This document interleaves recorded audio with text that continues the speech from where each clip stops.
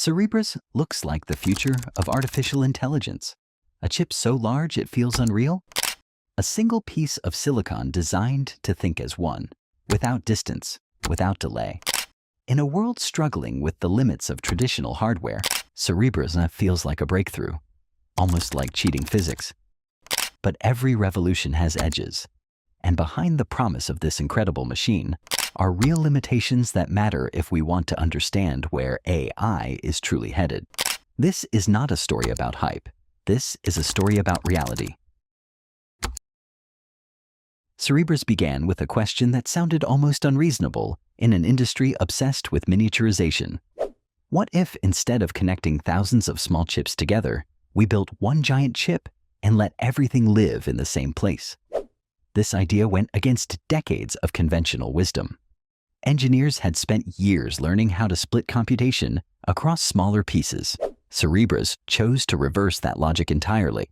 The result was the wafer-scale engine, a processor so large it uses an entire silicon wafer as a single computing surface. Instead of intelligence being scattered across racks of machines, it exists in one continuous physical space. This dramatically reduces communication delay, one of the biggest hidden problems in AI training. Data no longer needs to travel through cables and switches. It moves directly across silicon. For large, tightly connected AI models, this feels transformative. Learning becomes smoother. Training becomes faster. The system behaves less like a cluster of machines and more like a single thinking organism. For a moment, it feels like the future has arrived, but bold ideas rarely come without consequences. The size of Cerebras is its greatest strength and its most defining limitation. A wafer-scale chip is extraordinary, but it is also immovable. You cannot easily divide it. You cannot casually add another one to scale performance incrementally. Traditional systems grow by stacking more units as needed. Cerebras grows by full commitment. This makes it incredibly powerful for specific problems, especially those that benefit from having everything tightly connected in one place. But it also means flexibility is reduced. You don't bend Cerebras to fit every task.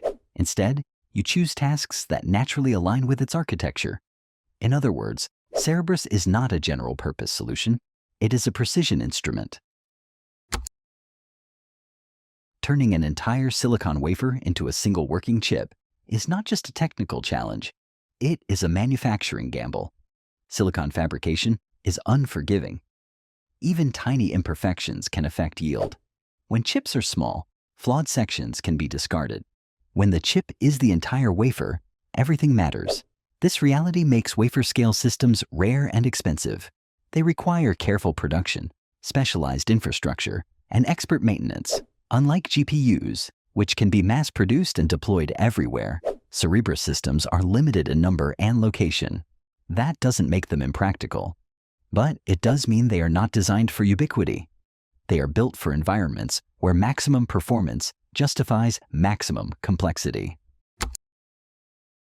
One of the less visible limitations of Cerebras lies in software. This architecture does not behave like traditional GPU clusters.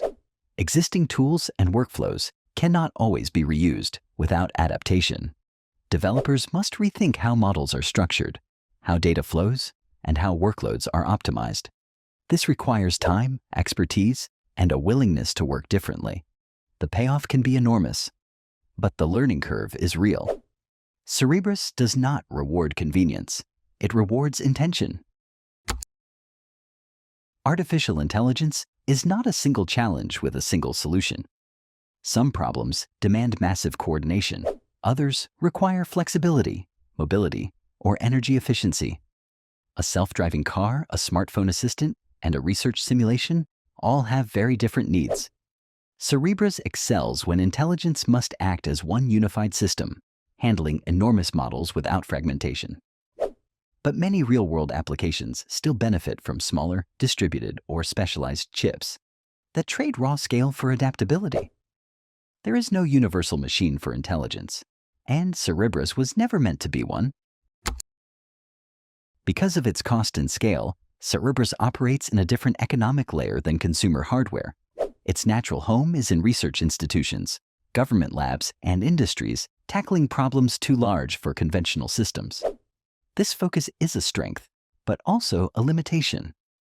Cerebras is not here to power every AI application. It is here to push boundaries where other machines fail. Specialization brings power, but it also draws clear lines around where that power can be used. Cerebras is not overhyped. It is extraordinary, but it is not magic. Its limitations are not flaws. They are the natural boundaries of a bold design. Cerebras shows us what happens when we prioritize unity over flexibility, scale over ubiquity, and coordination over convenience.